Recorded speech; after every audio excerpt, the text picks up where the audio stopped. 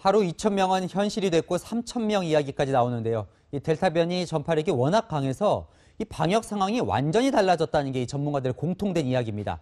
경제정책산업부 서상희 기자와 좀 짚어보겠습니다. 판이 바뀌었다 이런 표현을 쓰던데요. 이 델타 변이가 어느 정도 강한 겁니까? 델타 변이는 방역 당국의 이 전망을 뒤흔들고 있습니다. 일례로 이 정부가 8일 발표한 이 감염 재생산 지수가 0.99입니다.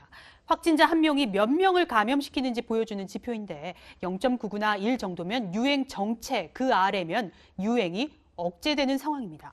정부는 이를 근거로 수도권 확산세가 완만하게 감소 중이라고 진단했는데요. 이 예상이 빗나갔습니다. 8일이면 정말 얼마 되지도 않았는데 네. 어쩌다 이런 일이 생긴 건가요? 이 방역 수치와 이 대응법이 영향력이 한 발 늦게 반영이 되는 건데요.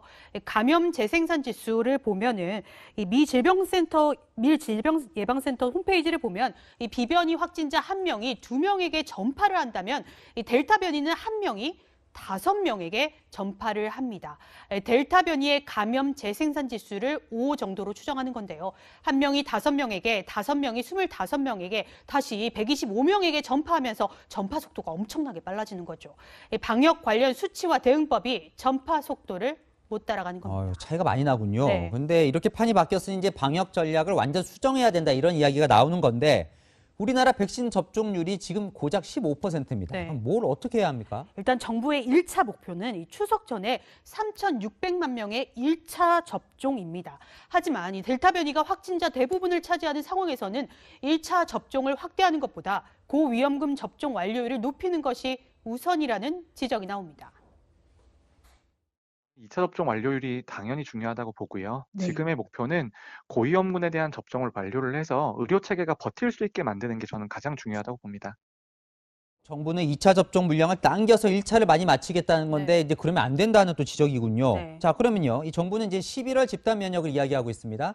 이 집단 면역이라는 게 결국 이제 전 국민 70%를 이제 백신 2차 접종을 마치겠다는 건데. 네. 근데 이미 이스라엘 보면 60% 넘게 맞았는데도 이 델타 변이의 속수무책이잖아요. 네, 이스라엘의 접종 완료율은 60%에 달하지만 어제 6천 명대의 신규 확진자가 나왔습니다. 영국도 비슷한데요. 아스트라제네카 임상시험을 이끈 교수는 델타 변이는 접종 완료자들을 계속 감염시킬 것이라며 집단 면역은 가능하지 않다고 언급했습니다. 그러면 정부 말대로 70%를 맞더라도 이 집단 면역은 힘든 건가요? 일단 70%를 맞으면 집단 면역 간다는 것 자체가 지난 2월 정부의 예측치입니다. 앞서 보신 미 질병통제예방센터 자료를 다시 보시죠. 그러니까 한 명의 확진자가 2~3명을 감염시킬 때를 기준으로 만들어진 게 70%입니다.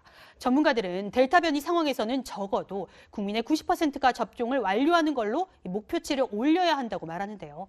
당장은 90% 접종이 어렵기 때문에 백신 접종률을 올리며 마스크 착용 또 사회적 거리두기 같은 방역 수칙과 함께 가야 한다고 말했습니다. 정부도 방역 전략 수정 가능성을 내비쳤는데요.